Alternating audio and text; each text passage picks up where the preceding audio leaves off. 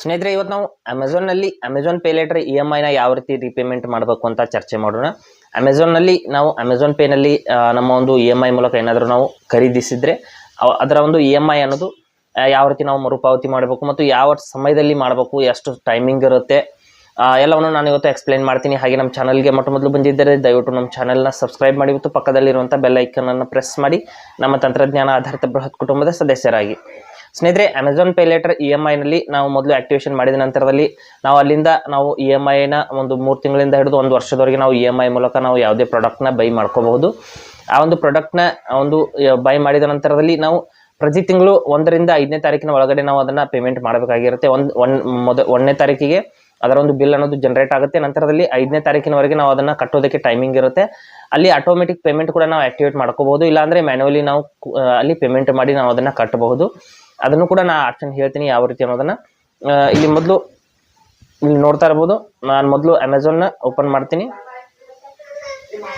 Amazon ಆ್ಯಪ್ನ open ಮಾಡ್ತೀನಿ.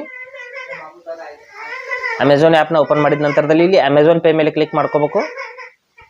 Amazon pay ಮೇಲೆ ಕ್ಲಿಕ್ ಮಾಡಿದ ನಂತರದಲ್ಲಿ ಇಲ್ಲಿ ಈ ಒಂದು ಏನು ಬಾರ್ ಇರುತ್ತೆ ಈ ಕಡೆ ಸ್ವಲ್ಪ ಸ್ಕ್ರೋಲ್ ಮಾಡಬೇಕು. ಮಾಡಿದ ನಂತರದಲ್ಲಿ ಇಲ್ಲಿ ಅಮೆಝಾನ್ ಪೇ ಲೇಟರ್ ಅನ್ನೋಂಥ ಆಪ್ಷನ್ ಬರುತ್ತೆ. ಅದ್ರ ಮೇಲೆ ನಾವು ಕ್ಲಿಕ್ ಮಾಡ್ಕೊಳ್ಳೋಣ. ಮಾಡಿದ ನಂತರದಲ್ಲಿ ನಮ್ಮ ಡ್ಯೂ ಎಷ್ಟಿದೆ ಎಲ್ಲವನ್ನು ಕೂಡ ಅಲ್ಲಿ ರಿಪೋರ್ಟ್ ತೋರಿಸುತ್ತೆ. ಅದು ಇಲ್ಲಿ ನೋಡ್ತಾ ಇರ್ಬೋದು, 1089 ರೂಪಾಯಿ ನಾನು ಇಲ್ಲಿ ಕಟ್ಟಬೇಕಾಗಿದೆ. ನಂತರದಲ್ಲಿ ಇಲ್ಲಿ ಆಟೋಮೆಟಿಕ್ ಪೇಮೆಂಟ್ ಕೂಡ ಮಾಡ್ಕೋಬಹುದು. ಅಪ್ಡೇಟ್ ಆಟೋ ರೀಪೇಮೆಂಟ್ ಅಂತ ಇದನ್ನ ಮಾಡಿದರೆ ನಾವು ಮ್ಯಾನುವಲಾಗಿ ಕಟ್ಟುವಂಥ ಅವಶ್ಯಕತೆ ಇಲ್ಲ. ಅದರ ಸಮಯಕ್ಕೆ ಅದು ಆಟೋಮೆಟಿಕ್ ಆಗಿ ಕಟ್ ಮಾಡ್ಕೊಳುತ್ತೆ. ಅದ್ರ ಮೇಲೆ ಕ್ಲಿಕ್ ಮಾಡಿಬಿಟ್ಟು ಅದನ್ನು ಆಕ್ಟಿವೇಟ್ ಮಾಡ್ಕೋಬೇಕಾಗುತ್ತೆ.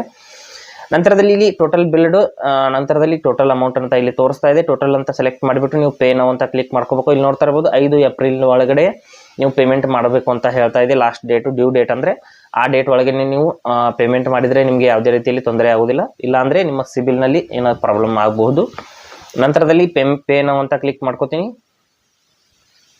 ಪೇ ನೌ ಅಂತ ಕ್ಲಿಕ್ ಮಾಡಿದ ನಂತರದಲ್ಲಿ ಇಲ್ಲಿ ಅಮೆಝಾನ್ ಪೇ UPI ಮೂಲಕ ನಾವು ಬ್ಯಾಂಕ್ ಅಕೌಂಟಿಂದ ಪೇಮೆಂಟ್ ಮಾಡಬಹುದು, ಅಥವಾ ಮೋರ್ ವೇಸ್ ಅಂತ ಇದೆ, ನೀವು ಬೇರೆ ವಿಧಾನದಲ್ಲಿ ಪೇಮೆಂಟ್ ಮಾಡಬೇಕು ಅಂದರೆ ಅದ್ರ ಮೇಲೆ ಕ್ಲಿಕ್ ಮಾಡ್ಕೊಳ್ಳಿ.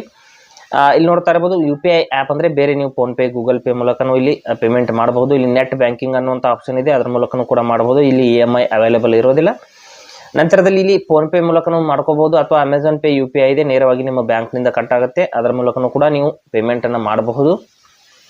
ಇಲ್ಲಿ ನಾನು ಅಮೆಝಾನ್ ಪೇ UPI ನ ಸೆಲೆಕ್ಟ್ ಮಾಡಿದ್ದೀನಿ. ನಂತರದಲ್ಲಿ ಅದರ ಮೂಲಕ ನಾವು ಪೇಮೆಂಟ್ ಮಾಡಬೇಕಂದ್ರೆ ಇಲ್ಲಿ ಪೇ ಅಂತ ಕ್ಲಿಕ್ ಮಾಡ್ಕೋಬೇಕು. ಮಾಡಿದ ತಕ್ಷಣದಲ್ಲಿ ಇಲ್ಲಿ UPI ಪಿನ್ನನ್ನು ಹಾಕೋದಕ್ಕೆ ಕೇಳುತ್ತೆ. ನಾವು UPI ಪಿನ್ನನ್ನು ಹಾಕಿದ ತಕ್ಷಣದಲ್ಲಿ ಇಲ್ಲಿ ನೋಡ್ತಾ ಇರ್ಬೋದು, ಪ್ರೊಸೆಸಿಂಗ್ ಪೇಮೆಂಟ್ ಅಂತ ಬರ್ತಾ ಇದೆ. ಸ್ವಲ್ಪ ವೇಟ್ ಮಾಡಿದರೆ ನಮ್ಮ ಬಿಲ್ ಅನ್ನೋದು ಸಕ್ಸಸ್ಫುಲ್ ಆಗಿ ಕಂಪ್ಲೀಟ್ ಆಗುತ್ತೆ. ಇಲ್ಲಿ ನೋಡ್ತಾ ಇರ್ಬೋದು ಅಮೆಝಾನ್ ಪೇ ಲೇಟರ್ ಬಿಲ್ಲು.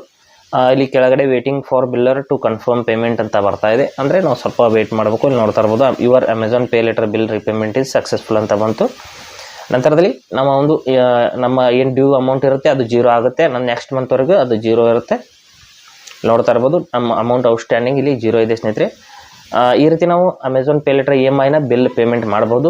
ಹಾಗೆ ಸ್ನೇಹಿತರೆ, ಕೊಟ್ಟಿರೋ ಮಾಹಿತಿ ಸಂಪೂರ್ಣ ಮತ್ತು ನಿರೂಪಣೆ ಮಾಡಿದ ಶೈಲಿ ಉತ್ತಮ ಅಂತ ಅನಿಸಿದರೆ ವಿಡಿಯೋನ ಲೈಕ್ ಮಾಡಿ ಮತ್ತು ನಿಮ್ಮ ಸ್ನೇಹಿತರಿಗೂ ಕೂಡ ಶೇರ್ ಮಾಡಿ. ಹಾಗೆ ಇದ್ರ ಬಗ್ಗೆ ಸಮಸ್ಯೆಗಳು, ಡೌಟ್ಗಳಿದ್ದರೆ ಕಮೆಂಟಲ್ಲಿ ಅವಶ್ಯವಾಗಿ ತಿಳಿಸಿ. ಮುಂದಿನ ವಿಡಿಯೋದಲ್ಲಿ ಮತ್ತೊಂದು ಹೊಸ ವಿಷಯದೊಂದಿಗೆ ಇದೇ ರೀತಿ ಮುಂದೆ ಬರ್ತೀವಿ. ಅಲ್ಲಿವರೆಗೂ ಟೇಕ್ ಕೇರ್.